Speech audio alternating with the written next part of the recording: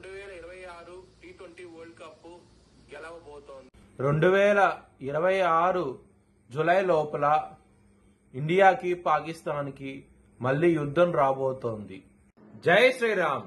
2022 నుంచి 2026 మార్చి వరకు మొత్తం 20 ప్రెడిక్షన్స్ అనేవి ప్రూవెన్ అయ్యాయి. అవన్నీ కింద డిస్క్రిప్షన్ లో ఇవ్వడం జరుగుతోంది. ఇది నిజమా కాదా అనుకుంటే కింద డిస్క్రిప్షన్ లో లింక్స్ ఓపెన్ చేసి చూడండి.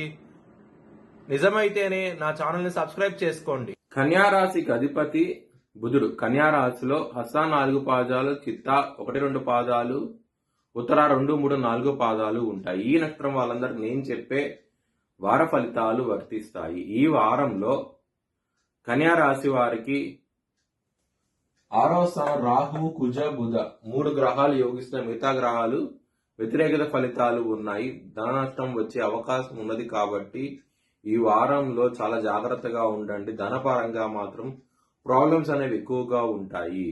మీరు కనుక ఉలవలు కనుక బ్రాహ్మణుడు దానం చేస్తే కనుక మంచి ఫలితాలు ఉంటాయి.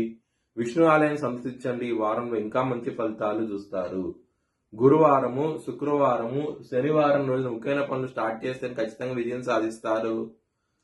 మంగళవారం రోజు ముఖ్యమైన పనులు స్టార్ట్ చేయకండి. స్టార్ట్ చేసిన వ్యతిరేకత ఫలితాలు, ధన నష్టం వచ్చే అవకాశం ఉంటుంది.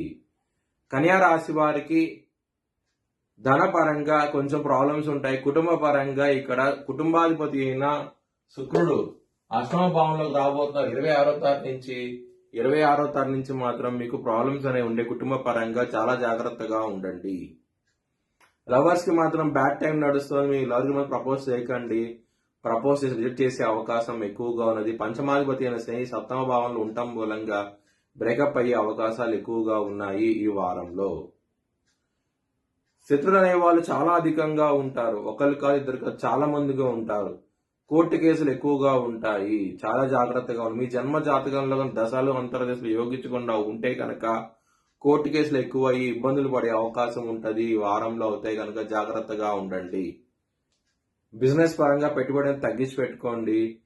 మంచి ఫలితాలు ఉంటాయి. మ్యారేజ్ పరంగా మాత్రం బ్యాడ్ టైం నడుస్తుంది. ఎందుకంటే 7వ స్థానంలో శని, రవి ఇద్దరు బల శత్రువులు కలిసి ఉన్నారు 7వ స్థానంలో. దీని మూలంగా ప్రాబ్లమ్స్ ఉంటాయి.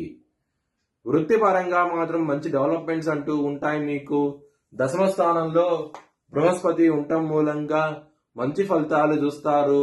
గురు భగవాన్ ఉండటం మూలంగా మీకు పేరు ప్రతిష్టలు, మీ ప్లేస్ రికగ్నైజేషన్ ఇలాంటివన్నీ జరిగే అవకాశం ఉంటుంది. చాలా సంతోషంగా అవుతూ ఉంటారు. వృత్తిపరంగా మాత్రం ఈ వారం అనేది. మీ భవిష్యత్ వివరాల కోసమై హెచ్ఎల్ఎన్ జ్యోతిష్యాలను సంప్రదించండి. Please like, share and subscribe my channel.